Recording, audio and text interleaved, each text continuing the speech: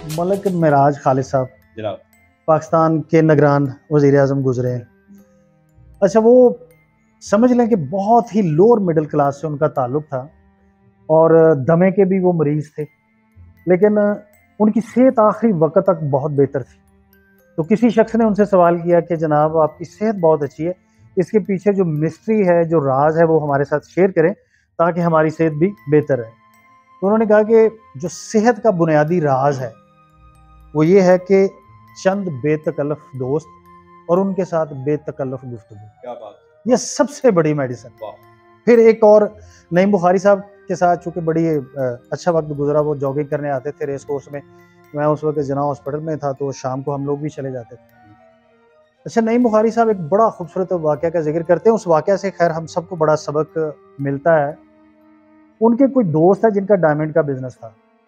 नईम बुखारी साहब उनके साथ नईम मर्सिडीज में बैठ के, गुजरांवाला से काफ़ी देर पहले की बात है, वो लाहौर में एंटर होते हैं और जैसे वो भाटी में एंटर होते हैं दाता साहब के मज़ार के पास, तो उनकी मर्सिडीज के सामने एक तांगा खड़ा है। तांगे में 3 औरतें बैठी हैं, रवायती बुर्का पहना, गोद में बच्चे।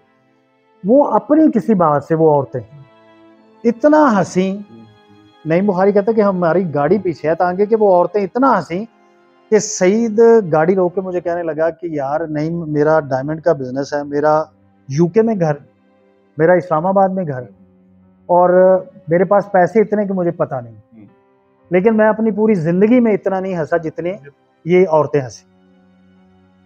तो कहता, मैंने अपने दोस्त से अर्ज किया कि सईद, खुशी का जो ताल्लुक है ना, वो माली खुशहाली से नहीं है। खुशी का ताल्लुक आपकी ज़हनी खुशहाली से, और ज़हनी खुशहाली किसी भी इंसान में उस वक्त तक नहीं आ सकती जब तक उसको ज़रूरी और गैर ज़रूरी में फ़र्क करना नहीं आता। और मज़े की बात यह है कि जब आपको ज़रूरी और गैर ज़रूरी में फ़र्क करना नहीं आता, तो आपकी बहुत सारी तवानाई, आपका बहुत सारा जज्बाती और एहसासाती सरमाया ऐसे लोगों पे और ऐसी एक्टिविटी पे खर्च हो जाता है जो आपके लिए बेसूद होती है। और जब वो ज़रूरी लोग आपकी ज़िंदगी में आते हैं या ज़रूरी टारगेट आपकी ज़िंदगी में आते हैं, तो ना आपके पास जज्बाती और एहसासाती सरमाया होता है, ना आपको माली वसाइल होते हैं, ना अकली वसाइल होते हैं।